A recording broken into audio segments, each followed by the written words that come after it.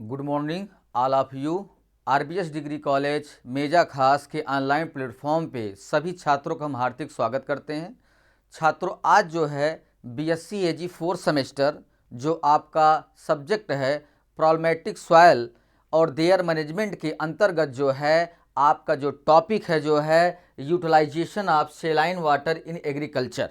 मतलब इसका अर्थ ये है कि कृषि में खारे पानी का उपयोग किस तरीके किया जाता है, आज उसके विषय में जो है अध्ययन करेंगे छात्रों। जो कि आज के कृषि जो किसान हमारे अपनी फसलों को उगा रहे हैं जो है कहीं न कहीं खारे पानी का भी उपयोग बहुत ही प्रभावी होता है, क्योंकि कुछ ऐसी भी फसलें होती हैं जो खारे पानी को सहन करके जो है वो अपनी पौधों का अच्छे तरीके से विकास करके और उनके फसल उत्पादन को वृद्ध करते हैं, जो कि आगे चलकर जो है हम इसके विषय में जो है गहन अध्ययन करेंगे छात्रों। ठीक है, आगे चलते हैं। जैसे हमारा जो इंट्रोडक्शन है, परिचय जो है खारे पानी का उपयोग कृषि में किस तरीके किया जाता है, पहले हम आपको परिचय बता रहे हैं कि कुल नमक सांद्रता और सोडियम Na के अनुपात को लंबे समय से खारे पानी की विशेषता में प्रमुख मापदंडों के रूप में मान्यता दी गई है। मतलब कहने का अर्थ ये है छात्रों जो है कि कहीं कहीं पे कुछ हमारी ऐसी भी मिट्टियां पाई जाती हैं जहां पे सोडियम की मात्रा और नमक की मात्रा एक सबसे ज़्यादा जो है पाया जाता है, मगर उसे किसान जो है एक तरीके से क्या कहते हैं निछालन विधि द्वारा जो है उसके खारे पानी को उसके जो विषाक्त टॉक्स होते हैं उन्हें थोड़ा दूर करके जो है और तब उसके बाद उसमें धान की फसल जो एक तरीके से सोडियम और नमक को सहन करने वाली जो प्रजातियां होती हैं उन फसलों को जो है अपने खेतों में जो है उगाते हैं किसान। ठीक है, उसके बाद पानी में घुले लवणों की मात्रा आमतौर पर विद्युत चालकता ईसी जैसे जो इलेक्ट्रिक कंडक्टिविटी होता है, एक तरीके से जब आप क्या कहते हैं सॉइल टेस्टिंग करेंगे जो है तो उसमें आप मिट्टी की विद्युत चालकता को भी जो है प्रदर्शित करते हैं कि उसमें हमारा जो है नमक और सोडियम की कितनी मात्रा है, कितने पीपीएम है, कितने ईसी हैं, वो आप जो है इसके द्वारा जो है आप प्रदर्शित करेंगे, जो कि एमजी के द्वारा mg/L ppm के द्वारा भी इसे प्रदर्शित करते हैं, या फिर MEQ/L के रूप में भी व्यक्त की जाती है। माप में आसानी और सटीकता के कारण पहल सबसे पहले लोकप्रिय है। मतलब जब आप ये अपनी मिट्टी का सॉइल टेस्टिंग करेंगे छात्रों जो है तभी जो है आपको पता चलेगा जो है कि हमारे मिट्टी में कितनी विद्युत चालकता है, कितना हमारा सोडियम है, कितना उसमें खारे पानी है। ये आपको तभी पता चल पाएगा जब आप अपनी सॉइल की टेस्टिंग कराएंगे छात्रों जो है। ठीक है, फिर उसके बाद धन आयन जैसे सोडियम हो गया, कैल्शियम हो गया, मैग्नीशियम हो गया, और ऋण आयन में जो है Ct हो गया, CO2 हो गया, HCO हो गया। CO2 जो खारे पानी के प्रमुख घटक हैं छात्रों। ठीक है, उसके बाद खारा सिंचाई से पौधों की वृद्धि पर प्रतिकूल प्रभाव पड़ता है। मुख्य रूप से मिट्टी के घोल के असमितिक दबाव पर अत्यधिक नमक के प्रभाव को कारण बनता है, जो कि हमारे फसलों के वृत्त पर जो है एक तरीके से बहुत ज़्यादा प्रभाव डालते हैं, उनके विकास पे बहुत ज़्यादा प्रभाव डालते हैं। हालांकि व्यक्तिगत आयनों के अत्यधिक सांद्रता और अवशोषण, उदाहरण के लिए अगर देखा जाए छात्रों जो है तो आपका सोडियम हो गया, Cl हो गया, बोरान हो गया, पौधों के लिए विषाक्त साबित हो सकते हैं, और या अन्य आवश्यकता पौधों के पोषक तत्वों के अवशोषण को धीमा कर सकते हैं। मतलब इसका अर्थ ये है छात्रों जो है कि जो हमारे पानी में जो आपके विषाक्त टॉक्सिक जैसे बोरान हो गया, सोडियम हो गया, क्लोरीन हो गया, ये भी जो भी तत्व जो है अगर मिट्टी में मिले रहेंगे जो है, पानी के घुलनशील जो है लवणों में मिले रहेंगे जो है, तो जो आपके मुख्य पोषक तत्व होते हैं उनकी क्रिया और प्रतिक्रिया में धीमी गति पर जो है प्रभाव डालते हैं वो लोग। ठीक है, फिर उसके बाद उच्च लवणता पर पानी की कम उपलब्धता इस प्रकार के पौधों के लिए पानी की कमी का कारण बनती हैं और पौधों की वृद्धि को बाधित करती हैं। अगर हमारा जो पानी अपने मिट्टी में या फसलों को आप दे रहे हैं जो है, अगर उसमें जो है उच्च लवणता जो है पाई जा रही है छात्रों जो है, तो ये आप मान लीजिए जो है कि वो जो है एक तरीके से पौधों के पानी की कमी की उपलब्धता को जो है वो लोग जो है शोषित करते हैं, अवशोषण करते हैं। फिर उसके बाद पौधों के वृद्धि में भी जो है बाधित करते हैं। मतलब कहने का अर्थ ये है कि जहाँ पे सोडियम की मात्रा ज़्यादा होगी, खारेपन की पानी की मात्रा ज़्यादा होगी, वहाँ पे वाष्पीकरण की प्रक्रिया सबसे ज़्यादा होती है, जिसके कारण से वहाँ पे पानी की कमी जो है सबसे ज़्यादा प्रदर्शित होती है छात्रों। ठीक है। फिर उसके बाद क्षेत्रीय परिस्थितियों में खारे पानी के उपयोग के लिए पौधों की पहली प्रतिक्रिया अंकुरण में कमी होती है, और लेकिन सबसे स्पष्ट प्रभाव विकास में रुकावट और फसलों का। इसका अर्थ ये है छात्र जो है कि जो उसकी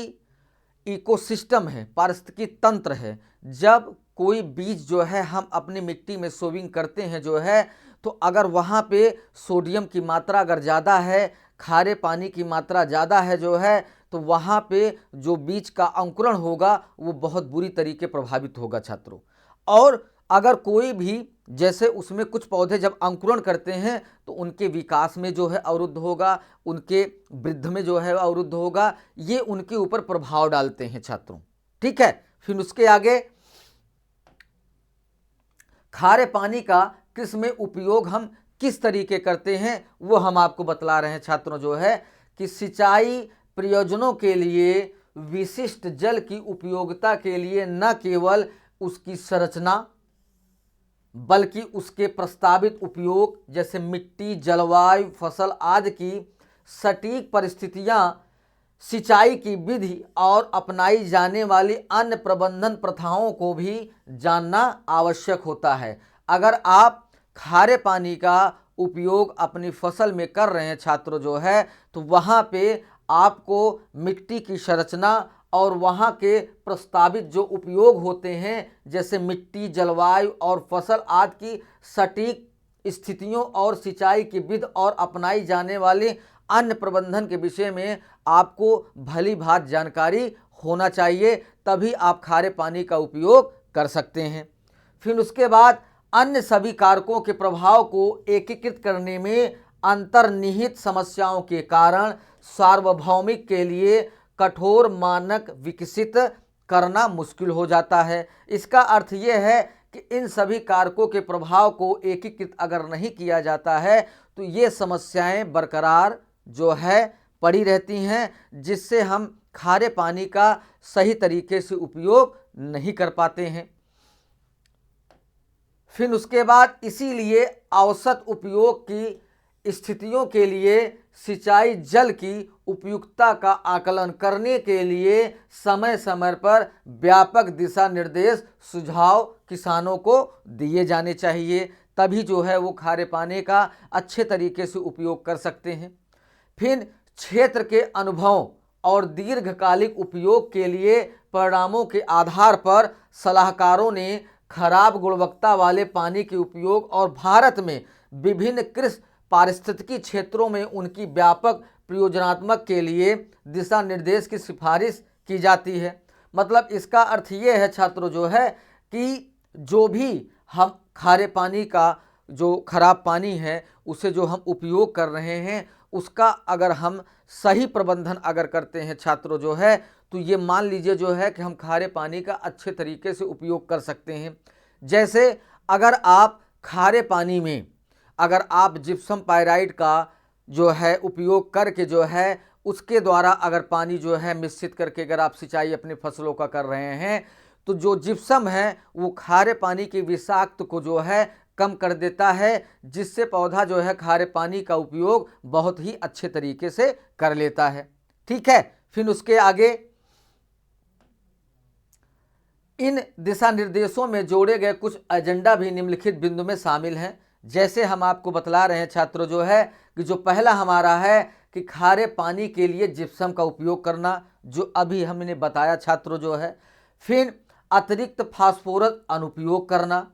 खारे पानी के साथ साथ प्रारंभिक विकास चरणों में नहर के पानी का उपयोग, जिसमें बुआई पूर्व सिंचाई भी शामिल है। मतलब कहने का अर्थ ये है छात्रों जो है कि जो हम नहरों के द्वारा अपनी फसल को उगाने के लिए जो पहले प्रारंभिक में हम पूर्व में जो सिंचाई करते हैं, उससे नहर के पानी से हम सिंचाई कर देते हैं। मगर जब हम उसमें सोविंग करते हैं तो फिर हम भूमिगत जल का जो है उपयोग करते हैं। नहीं तो अगर खारे पानी का अगर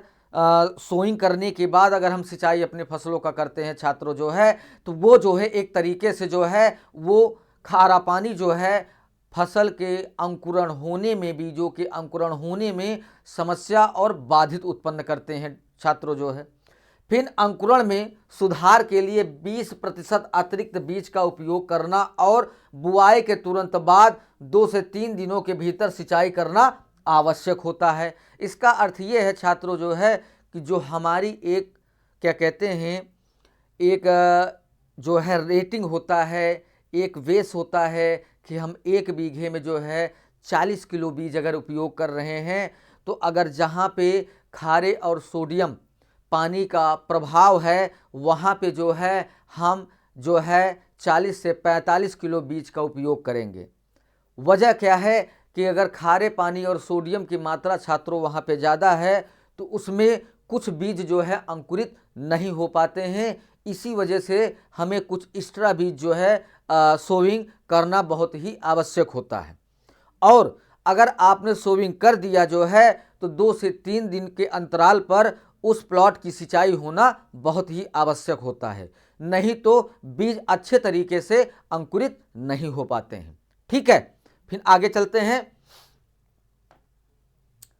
मानसून की शुरुआती से ठीक पहले खारे पानी से सिंचाई करने से मिट्टी की लवणता कम हो जाएगी और मिट्टी में नमी बढ़ जाएगी, जिसके परिणाम स्वरूप बारिश से अधिक मात्रा में नमक निकल जाता है। मतलब कहने का अर्थ ये है कि जब छात्रों मानसून आता है, उस टाइमिंग पे जब खेतों की जो है बुआई नहीं हुई रहती है, उस समय जब खेत में पानी भरता है जो है, तो सोडियम और नमक खारे पानी जो है वो मानसून के बारिश के पानी के साथ जो है कुछ लवणता बह के जो है दूसरे स्थान पे चले जाते हैं, जिससे जो है हमारे खारे पानी की जो है लवणता को कम कर देता है। वो अंकुरण में बहुत अच्छा जो है तब जो है प्रभाव अपना दिखाता है।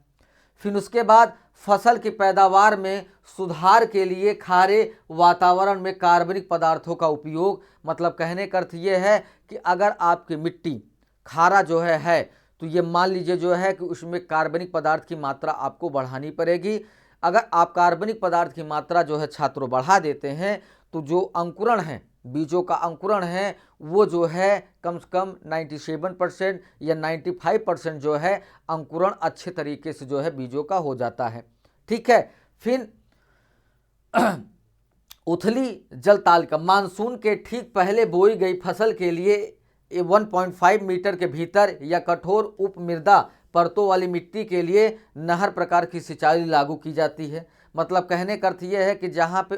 उथली जो है मिट्टी पाई जा रही है, मतलब कहने का अर्थ ये है कि वहाँ पे नमी की मात्रा पर्याप्त पाई जा रही है, तो वहाँ पे जो है 1.5 मीटर के अकॉर्डिंग ही जो है आप सिंचाई जो है मिट्टी की ऊपरी परत के उथली थलों पे जो है करनी चाहिए आपको, जिससे हमारी फसल या मिट्टी में जो है नमी पर्याप्त मात्रा में रहे जो है। ठीक है, फिर उसके बाद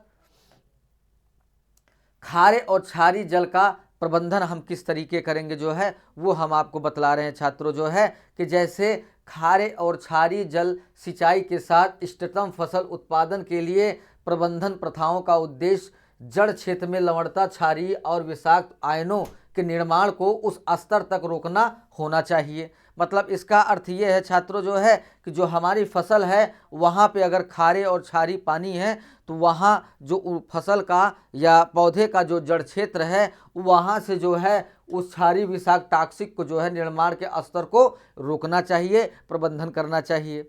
फिर उसके बाद जो मिट्टी की उत्पादकता को सीमित करता है, मिट्टी में नमक संतुलन को नियंत्रित करता है, जैसे जल व्यवस्था के साथ ही फसल वृद्धि पर लवणता के हानिकारक प्रभाव को कम करता है। अगर आप जल का अच्छे तरीके से अगर प्रबंधन करते हैं तो जो हमारा पौधा है वो खारे और लवणीय मिट्टी के प्रभाव में नहीं आएगा, जिससे जो है पौधा अच्छे तरीके से वृद्धि करेगा और वो जो है उत्पादन उसका अच्छे तरीके से होगा जो है छात्रों। फिर उसके बाद आता है कि टिकाऊ कृषि उत्पादन के लिए सिंचाई और बेसिन स्तर पर लवणता संतुलन बनाए रखना चाहिए। फिर इन उद्देश्यों को प्राप्त करने के लिए उपयुक्त उपयोग, जल स्तर प्रबंधन, वर्षा जल संरक्षण और क्षारीय जल का रासायनिक सुधार कुछ महत्वपूर्ण अभ्यास होते हैं। जैसे अगर आपके लवणीय पानी हो या वर्षा का पानी हो, अगर उसे आप किसी डैम या तालाब में जो है इकट्ठा किए हैं तो उसे आप कुछ रासायनिक केमिकल के द्वारा आप उसे स्टलाइट करके जो है उसके बाद उसे आप फसलों में उपयोग कर सकते हैं, सिंचाई आप कर सकते हैं छात्रों। तब वो जो है आपके फसल को जो है नुकसान हानि नहीं पहुंचाएगा। फिर खारा सिंचाई में सफलता केवल तभी प्राप्त की जा सकती है जब वर्षा, जलवायु और जल स्तर और मिट्टी, फसलों पर पानी की गुणवत्ता विशेषताओं जैसे कारकों को उचित फसल और सिंचाई प्रबंध प्रथाओं के साथ एकीकृत किया जाएगा। तभी जो है आप जो है खारे सिंचाई के द्वारा जो है फसलों को अच्छे तरीके से जो है उगा सकते हैं छात्रों।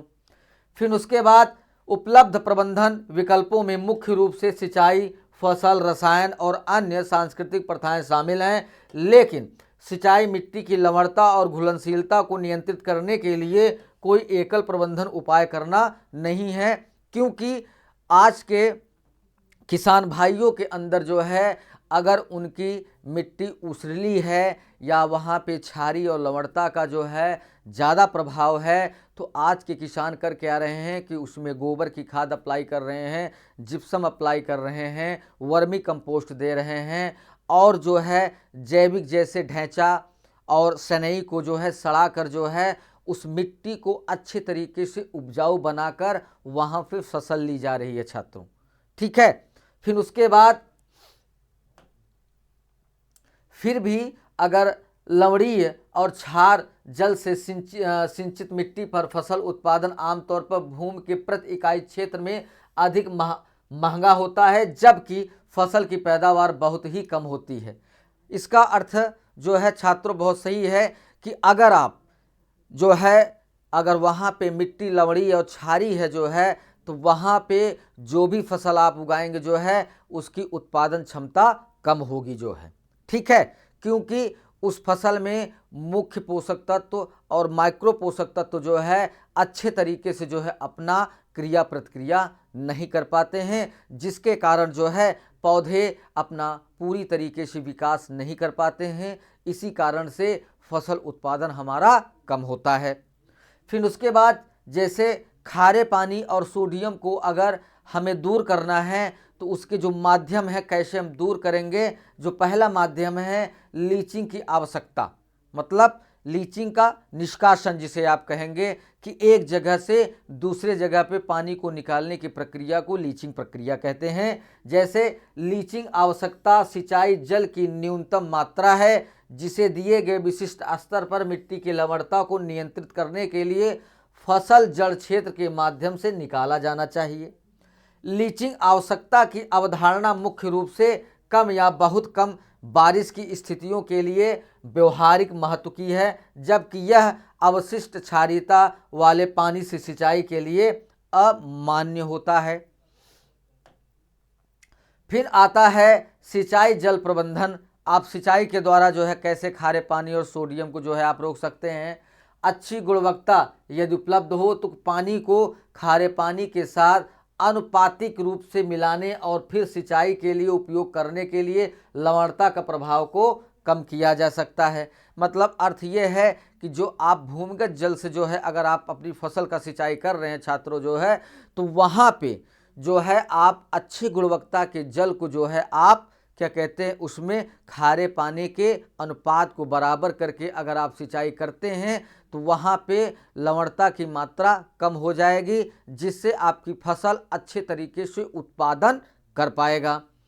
फिर बाढ़ की तुलना में वैकल्पिक कुंड सिंचाई पौधों की वृद्धि के लिए अनुकूल मानी जाती है। मतलब जो बाढ़ का जो है पानी होता है उसे अगर आप किसी कुंड के द्वारा जो है अगर आप उसे किसी संयंत्र के माध्यम से अगर आप बाहर निकाल के अपनी फसलों का सिंचाई कर रहे हैं छात्रों जो है, तो वहाँ पे आप अच्छे तरीके से जो है लवणता पानी को जो है कम कर सकते हैं। ड्रिप, स्प्रिंकलर और पिचकारी सिंचाई को पारंपरिक बाढ़ सिंचाई पद्धति की तुलना में अधिक कुशल पाया गया है, क्योंकि इन उन्नत विधियों के तहत अपेक्षाकृत कम मात्रा में पानी का उपयोग किया जाता है। इसका अर्थ ये है छात्रों जो है कि जो हमारे भूमिगत जल का सदुपयोग नहीं हो रहा है और उसे पानी को बहुत ही बर्बाद किया जा रहा है, तो हमारी गवर्नमेंट ने जो है एक ड्रिप सिंचाई विध, स्प्रिंकलर सिंचाई विध, पिचकारी सिंचाई विध का जो है योजनाओं को लाकर जो है किसानों को प्रोवाइड किया जा रहा है, जिससे हमारी पानी का बचत हो रहा है। ये बाढ़ पानी से जो है सबसे उपयुक्त विध है, जिसके द्वारा हम अपनी फसलों को अच्छे तरीके से पानी का प्रबंधन करके सिंचाई कर सकते हैं और लवणता के पानी को बाहर कर सकते हैं। ठीक है। फिर उसके बाद लवणी मिट्टी में सिंचाई अधिक बार होनी चाहिए, क्योंकि इससे सिंचाई चक्र के बीच की संचय जल की कमी मैट्रिक और ऑस्मोटिक दोनों का कम हो जाता है। मतलब लवणी मिट्टी में वाष्पीकरण की प्रक्रिया सबसे ज़्यादा होती है छात्रों जो है, इस वजह से वहाँ पे फसलों की सिंचाई बार बार की जाती है। ठीक है। फिर उसके बाद आता है और जो आपको खारे पानी का प्रबंधन जो आप करते हैं उसे दूर करने के लिए तीसरा पॉइंट हमारा है उर्वरक और जैविक खाद का प्रबंधन। अनुशासित स्तर के 20 से 25% तक नाइट्रोजन के अतिरिक्त खुराक जोड़ने से इन मिट्टी में नाइट्रोजन की कम उपलब्धता की भरपाई हो जाती है। इसका अर्थ ये है कि जहाँ पे हम खारे पानी और क्या कहते हैं सोडियम पानी का जहाँ पे मात्रा ज़्यादा है, वहाँ पे अगर जैविक और उर्वरक का अगर उपयोग करते हैं जो है, तो वहाँ पे हम नाइट्रोजन को पूरी भरपूर करके जो है पौधों का अच्छे तरीके विकास कर सकते हैं। फिर उसके बाद FYM, farm yard manure, compost, ईंट जैसे जैविक खादों को मिलाने से अपघटन के दौरान उत्पन्न कार्बनिक अम्लों के निकलने के कारण लवणों के दुष्प्रभाव को कम करने में मदद मिलती है। जो हमने आपको पीछे बताया कि अगर गोबर की खाद, वर्मी कंपोस्ट, केचुआ और क्या कहते हैं ढैंचा की खाद का अगर आप उपयोग करते हैं, तो वहाँ पे आप खारे पानी और सोडियम की मात्रा को आप कम करके फसल को अच्छे तरीके से आप उगा सकते हैं और उत्पादन अच्छे तरीके से आप पा सकते हैं छात्रों। ठीक है। उसके बाद जैसे हरी खाद, हैंड हम्प हो गया, ढैंचा हो गया, कोलिंग हो गया, हरी पत्ती के खाद भी लवणता के प्रभाव को, प्रतिकार को कम करते हैं। फिर उसके बाद आता है कि मिट्टी का प्रबंधन आप कैसे करेंगे। ऊंची क्यारियों, मेड़ों के मध्य में बीज बोने वाले अंकुरण को प्रभावित करता है, क्योंकि यह सबसे अधिक नमक संचय का स्थान होता है। पानी की रेखा के ठीक ऊपर ढलान वाले किनारे पर बीज बोकर ढलान दर क्यारियों का उपयोग करके बेहतर लवणता नियंत्रण प्राप्त किया जा सकता है। वैकल्पिक कुंड सिंचाई लाभप्रद है, क्योंकि लवणों को एकल के बीच पंक्ति से परे विस्थापित किया जा सकता है, जिससे हम अपने जो है लवणता को जो है खारे पानी को जो है छात्रों दूर कर सकते हैं। फिर उसके बाद यह पाया गया है कि पुआल की गीली घास के उपयोग से मिट्टी की सतह से वाष्पीकरण कम हो गया है, जिसके परिणाम स्वरूप 30 दिनों के भीतर जड़ क्षेत्र प्रोफाइल में नमक की सांद्रता कम हो जाती है। मतलब हमारा कहने का अर्थ ये है छात्रों जो है कि जो हमारा खारा पानी है, जो सोडियम है, अगर इसकी मात्रा को अगर आपको कम करना है तो वहाँ पे आपको जो है जैविक खादों का उपयोग करना पड़ेगा, गोबर की खादों का उपयोग करना पड़ेगा, जिप्सम पाइराइट का उपयोग करना पड़ेगा, ढैंचे खाद का उपयोग करना पड़ेगा। तो इस वजह से अगर इन सब चीज़ों की अगर किसान भाई अगर इसे जो है करते हैं अपने खेतों में जो है, तो उनके जो खारे पानी की और लवणता की जो मात्रा है वो कम हो जाएगी और उनकी फसल अच्छे तरीके से विकास करेगा, वृद्धि करेंगे, जिससे उसी फसल उत्पादन क्षमता वृद्ध होगी छात्रों। ठीक है। यहाँ पे ये टॉपिक आपका समाप्त होता है। सभी छात्रों को धन्यवाद।